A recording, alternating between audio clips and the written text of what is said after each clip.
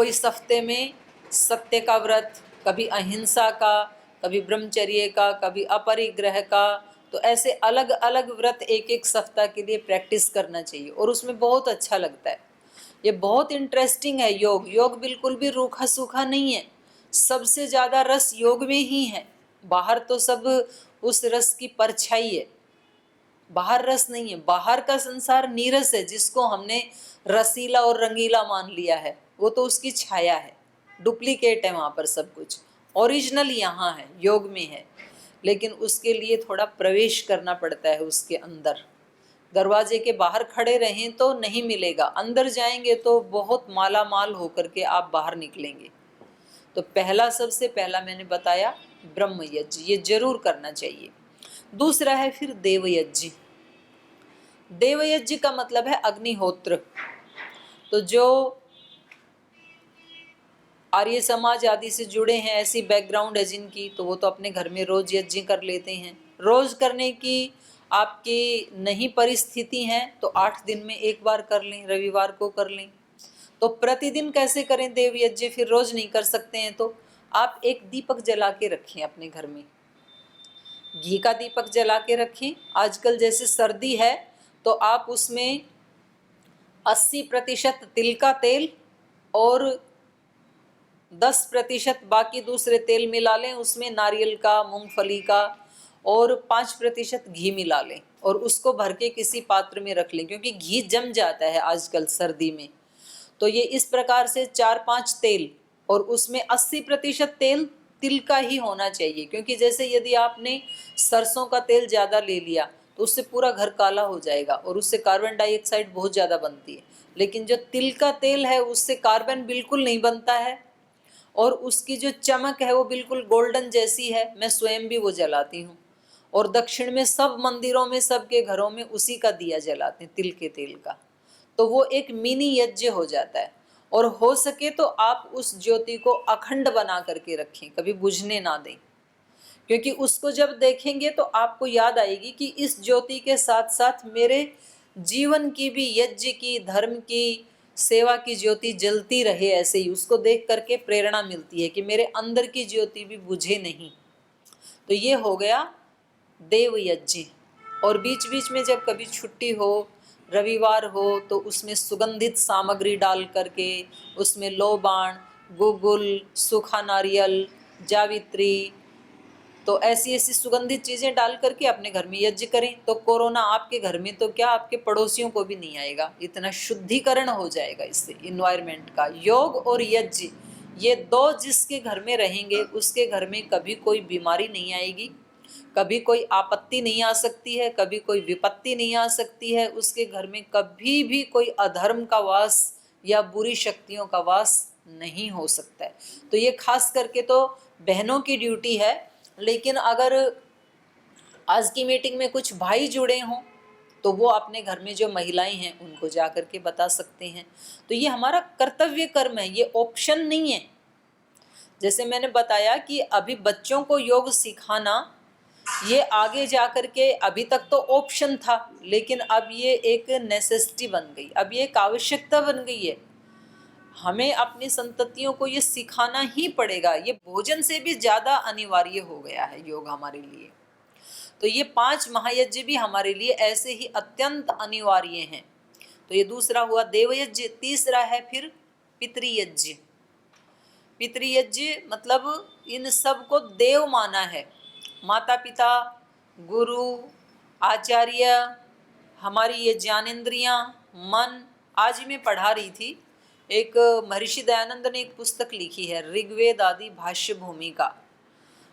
जो 4 वेद हैं, ऋग्वेद, यजुर्वेद, सामवेद, अथर्ववेद, तो उन वेदों में क्या विषय है उसकी एक भूमिका लिखी महर्षि दयानंद ने कि वेदों में क्या है। और उस भूमिका की भी, वो भूमिका इतनी बड़ी हो गई कि उसकी एक पुस्तक बन गई। एक एक विषय उठाए और वो भी गिने चुने विषय उठाए कि वेदों में मुख्य रूप से ये विषय हैं। तो उन विषयों को मिला के एक पुस्तक बन गई। उस पुस्तक का नाम है ऋग्वेद आदि भाष्य भूमिका। तो आज उसमें हम पढ़ रहे थे कि देव किसे कहते हैं, देव को देव क्यों कहते हैं। तो देवों को देव 4 हेतु से कहते हैं। देवो दानात, देवो दीपनाथ, देवो द्योतनाथ, देवो द्युस्थानाथ। देवों को देव इसलिए कहते हैं क्योंकि वो दान देते हैं, देवताओं का काम है देना, तो इसलिए देवो दानाथ। देवों को देव क्यों कहते हैं? देवो दीपनाथ, क्योंकि वो खुद प्रकाशित रहते हैं, खुद प्रकाशित होगा वही तो दूसरे को प्रकाश दे पाएगा। देवो द्योतनाथ, खुद प्रकाशित हैं और हमें भी प्रकाशित करते हैं। और चौथा बताया द्युस्थानात, वो हमेशा द्युलोक में रहते हैं। तो अब माता पिता द्युलोक में कहाँ रहते हैं? माता पिता द्युलोक में नहीं रहते, लेकिन फिर माता पिता को और गुरुजनों को, आचार्यों को देव क्यों बताया? क्योंकि वो हमें ज्ञान का दान देते हैं, माता पिता हमें अच्छी अच्छी शिक्षाएं सिखाते हैं, माता पिता हमें पाल पोस के बड़ा करते हैं, खुद कष्ट उठा करके हमारे अंदर जो छिपा हुआ ज्ञान था हमें अच्छे स्कूलों में, अच्छे गुरुकुल आदि में भेज करके उसको द्योतनाथ, उसको अभिव्यक्त करने में निमित्त बनते हैं माता पिता। आप सोचें कि यदि हमारे माता पिता नहीं होते या हमें जन्म दे के हमें नहीं संभालते और यदि हमारे गुरुजन नहीं होते तो क्या आज हमारे पास ये सब ज्ञान होता? जिसका हम अहंकार करते हैं ये क्या हमारे पास होता? नहीं। तब तो हम एक जंगली प्राणी जैसे होते, हमें कुछ भी नहीं आता, हमें अपने शरीर का भी व्यवहार करना नहीं आता। तो ये सब हमारे माता पिता ने, गुरुजनों ने हमें दिया है, इसलिए वो हमारे देव हैं। तो मैं बहुत विनम्रता पूर्वक सभी बहनों से आग्रह कर रही हूँ कि आप किसी तीर्थ स्थान में, किसी तीर्थ यात्रा करने से पहले जो आपके घर में आपके सास ससुर हैं, आपके माता पिता हैं, पहले उनको तृप्त कर देना, और यदि वो तृप्त हैं तो आपके सब देवी देवता तृप्त हो गए, आपके ऊपर बहुत अनंत कृपा बरसेगी देवों की, क्योंकि असली देव तो वो हैं। और उसके बाद हमारी जो इंद्रियां हैं उनको भी देव कहा है और हमारे मन को भी देव कहा है, क्योंकि ये इंद्रियां भी हमें विषयों का ज्ञान करवाती हैं, प्रकाश करवाती हैं। तो इसलिए अपने शरीर और अपनी इंद्रियों के प्रति भी क्रूर भाव नहीं रखना चाहिए व्यक्ति को, उनके प्रति भी अपनेपन का भाव रखना चाहिए और अपना आपा भी नहीं समझना चाहिए। मतलब शरीर को ही मैं समझ लिया तो अस्मिता दोष आएगा, लेकिन शरीर को यदि शत्रु समझ लिया तो ये तो हमारा साधन है, और मन को यदि शत्रु समझ लिया तो हम साधना किससे करेंगे? जो जन्म जन्म से हमारा साथी है, हमें आगे बढ़ा रहा है, तो उसको हमें शत्रुवत व्यवहार नहीं करना चाहिए, उस मन के साथ हमें मित्रवत करना चाहिए, पुत्रवत करना चाहिए। अपने बच्चे के साथ जैसे व्यवहार करते हैं ऐसे ही मन के साथ व्यवहार करना चाहिए। तो ये तीसरा हो गया पितृयज्ञ।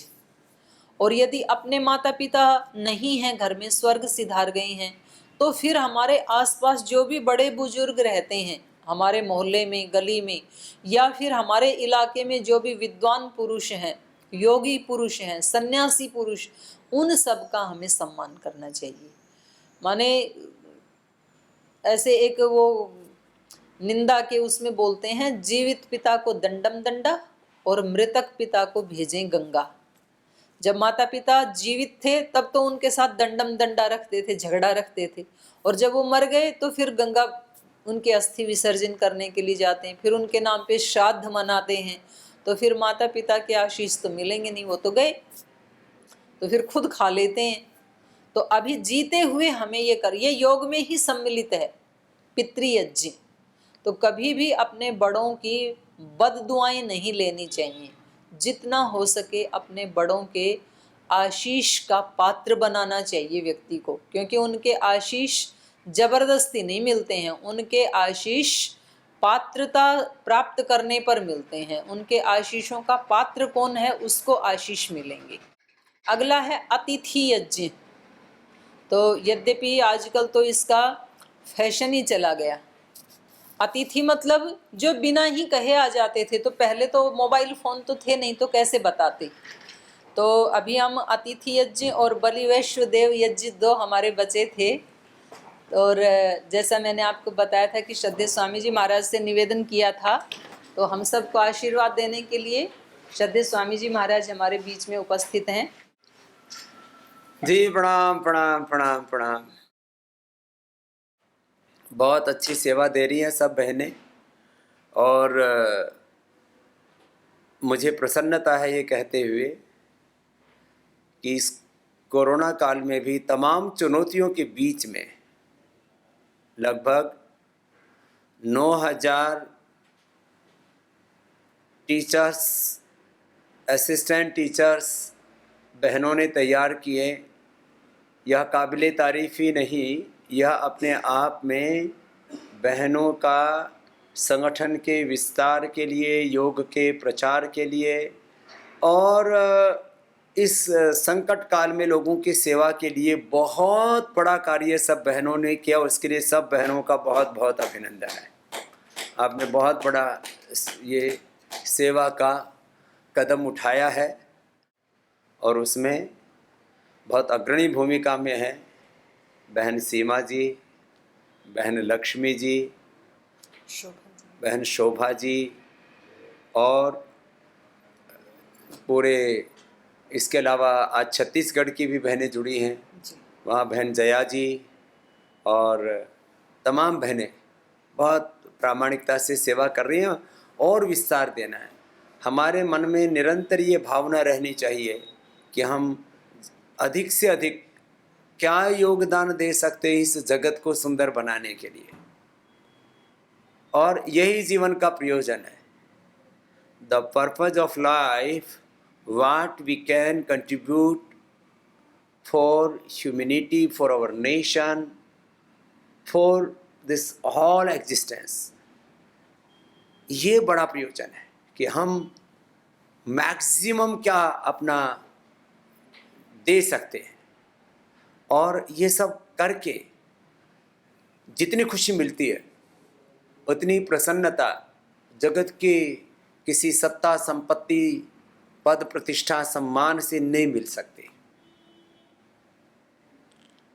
मैं एक दिन पहले गुरुकुल में था, हरियाणा में, गुरुकुल किशनगढ़ घासेड़ा में। 28 साल पहले भी मैं वहाँ गुरुकुल में आचार्य था। तो मैंने बोला, कुछ लोग कहते हैं आराम करके बड़ा सुख मिलता है। माने प्रमाद में भी कुछ लोग सुख खोज लेते हैं। खोजी लोग हैं संसार में, कहाँ क्या खोज ले पता नहीं, किसको क्या दिख जाए। तो मैंने कहा, मैंने कई बार कोशिश की बैठ करके और ये देखा कि सुख किधर से आता है बैठने से, आराम करने से। तो पहले तो दाएं बाएं ओर देखा, फिर एक बार उठ करके कुर्सी के नीचे देखा कि इधर तो नहीं छिपा हुआ है, फिर पैर भी ऊपर नीचे करके देखे तो कहीं पैर के नीचे तो नहीं दबा हुआ है।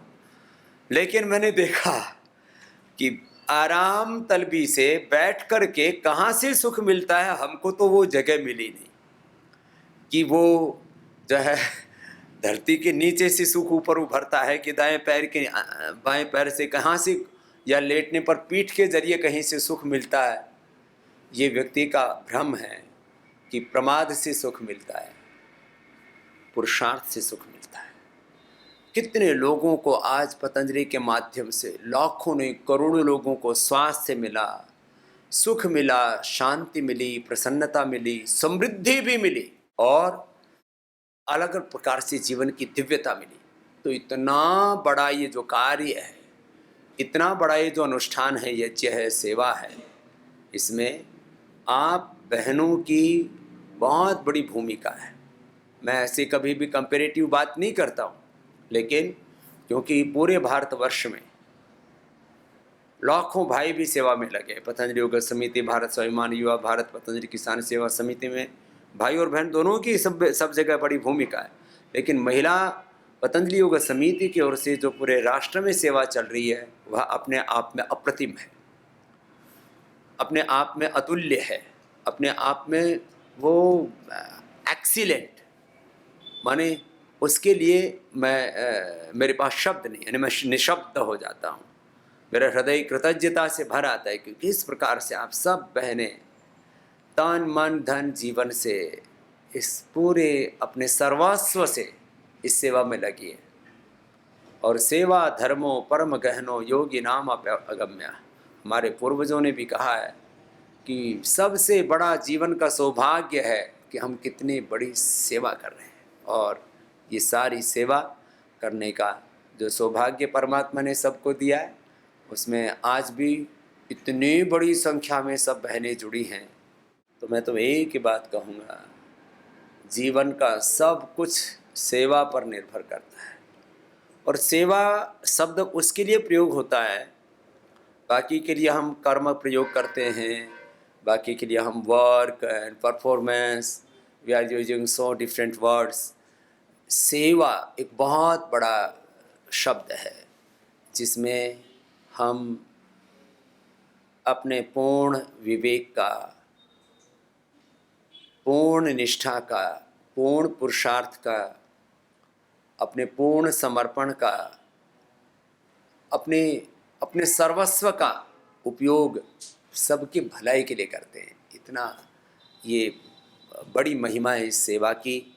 तो आप सब बहनें बहुत श्रद्धा से इस सेवा में अपनी आहुतियाँ दे रहे हैं।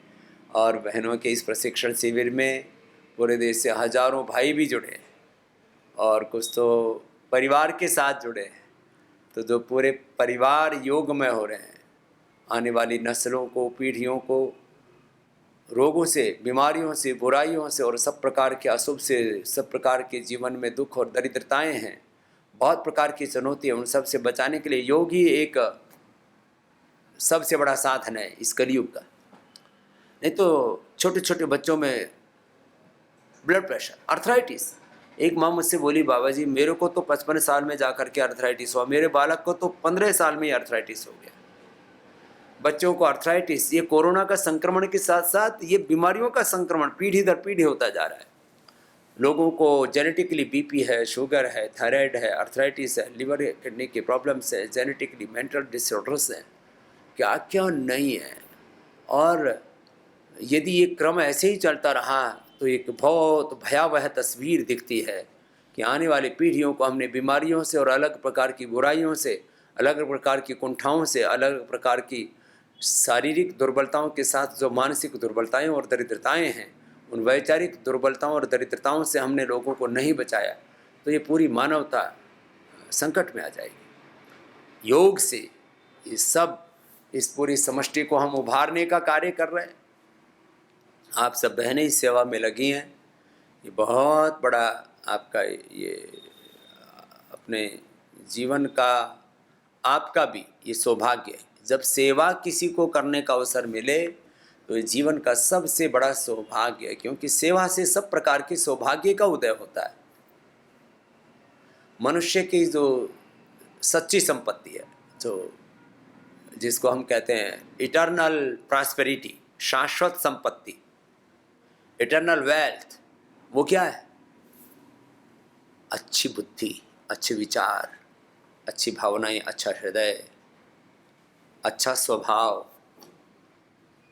ज्ञानमय जीवन जीने का स्वभाव, श्रद्धामय जीवन जीने का स्वभाव। मैंने ज्ञाननिष्ठ होकर के, योगनिष्ठ होकर के, पुरुषार्थनिष्ठ होकर के जीने का जो स्वभाव मिलता है, ये हमारी बहुत बड़ी संपत्ति है। हमें जो अच्छा स्वर मिलता है, ये बहुत बड़ी संपत्ति है। हमें हमारे भीतर अलग अलग प्रकार के जो एक्सीलेंस होते हैं, कुशलता है जिसको बोलते हैं, योगा कर्म सुकौशलम जिसको कहा है, ये कुशलता, और एक शब्द में कहें तो जो एक सब प्रकार की दिव्यता, ये जो मिलती है, ये बाजार में नहीं बिकती है। You can not buy divinity. आप बाजार से दिव्यता को खरीद नहीं सकते। तो पैसों से बड़ा महत्व है पुण्य का। I have no any materialistic wealth, but I have divine wealth. मैं कई बार कहता हूँ, without any designation, without any salary, without any prosperity, without any materialistic wealth, I am doing 365 days service for nation. ये है हमारे जीवन का सत्य। This is the ultimate truth of life, this is the ultimate goal of life, this is the purpose of life. जीवन का प्रयोजन क्या है? तो this is the purpose of life. आप बहनें ये कर रही हो, और ये पुण्य खाली आप ही को नहीं मिलता है जब सेवा करते हैं, तो ये पुण्य आपके परिवार को भी मिलता है, आपके आने वाली औलादों को मिलता है। तो जो आप सेवा कर रही है, this is not only for you, this is your family, ये आप, this is for your generations, ये आपके आने वाली पीढ़ियों के लिए। तो आप बहनों के लिए तो मैं क्या बोलूँ, मैं तो अभी आपको कोई उपदेश प्रवचन देने के लिए नहीं आया, मैं तो यही कहने आया हूँ, आप योगी बन रहे हैं, योग में योगासन, प्राणायाम, ध्यान और इसके साथ खान पान, जीवन जीने का सलीका तरीका, way of life, thinking process हमारा कैसा होना चाहिए, थॉट प्रोसेस, हमें अपने बॉडी पर, अपने ब्रेन पर, अपने इमोशंस पर, अपने एनर्जी पर किस तरह से उसके ऊपर सही तरीके से काम करके अपने आप को अपलिफ्ट करना है, ये आप सब ने सीखा है। योग के विविध आयामों को घर बैठे सीखना, ये इस युग की सबसे बड़ी सीख है, ये सबसे बड़ी विद्या है, सबसे बड़ा ज्ञान है ये। और सीखने वाले भी सौभाग्य हमारे सभी साधक भाई बहन, और सिखाने वाले वो सब भी बहुत सौभाग्यशाली हैं, और वो सब मेरे प्रतिनिधि हैं, वो मेरे ही नहीं, अपने गुरु परंपरा, ऋषि परंपरा के और स्वयं भगवान के प्रतिनिधि, प्रतिरूप और उनके भगवान के उत्तराधिकारी बनकर के इस दिव्यता को आगे बढ़ा रहे हैं। तो आप सब भाई बहनों को बहुत आशीर्वाद। यदि मैं अकेला योग करता और बस ऐसे ही आगे बढ़ता रहता तो ये आज करोड़ों भाई बहनों तक योग ना पहुंचता। मैंने पहले 10 को सिखाया, फिर 100, 1000, 10,000, 50,000, लाख, करोड़ों, उसको अभी भी सिखाए जा रहा हूँ। अब यात्रा चरे बेती चल ही रही है। तो मैंने अपने तक नहीं रखा इस विद्या को, मैंने जो पाया उसको 10-10 करके, 100-100 करके, 1000-1000, फिर 10,000, लाख करके उसको मल्टीप्लाई कर दिया। तो अब आपकी दीक्षांत भी हो रहा है आपका, तो आपको ये दक्षिणा देनी है कि जो आपने सीखा है कम से कम 10 को और जोड़ो इस टीचर्स ट्रेनिंग में। फिर जब ये कोरोना काल का संक्रमण पूरा हो जाएगा तो फिर सबको हरिद्वार बुलाएंगे आपको ट्रेनिंग के लिए, और फिर अगली मास्टर ट्रेनिंग मैं देने वाला हूँ आपको। कितनी ही व्यस्तताएं हो मेरी, हाँ? आपको मैं भी उपलब्ध रहूँगा फिर, हाँ? और अपने गुरुओं का तो एक क्षण का भी सानिध्य मिल जाए। हम अपने पूर्वजों के बारे में सुनते ही तो है ना कि भगवान राम, कृष्ण, हनुमान, गौतम, कणाद, जैमिनी, पाणिनि, पतंजलि, स्वामी विवेकानंद, महर्षि दयानंद ऐसे थे। उनको तो हमने देखा नहीं। जिन गुरुओं का सानिध्य हमें मिलता है, उनके प्रत्यक्ष दर्शन मिलते हैं, उनसे कितना अपने जीवन का सौभाग्य होता है। वो शब्दों के परे है ये सत्य। आप सब बहनें, उनको पुनः मेरा बहुत बहुत आशीर्वाद, बहुत बहुत धन्यवाद, बहुत बहुत कृतज्ञता आपकी सेवा समर्पण के लिए। और ऐसे ही आप निरंतर आगे बढ़ते रहें और जीवन के दिव्यारोहण पाते रहें। तो सब समापन कर देते हैं और ऐसे ही सब लगे रहें। ओम पूर्णमदः पूर्णमिदं पूर्णात् पूर्णमुदच्यते पूर्णस्य पूर्णमादाय पूर्णमेवावशिष्यते। ओम शांति शांति शांति।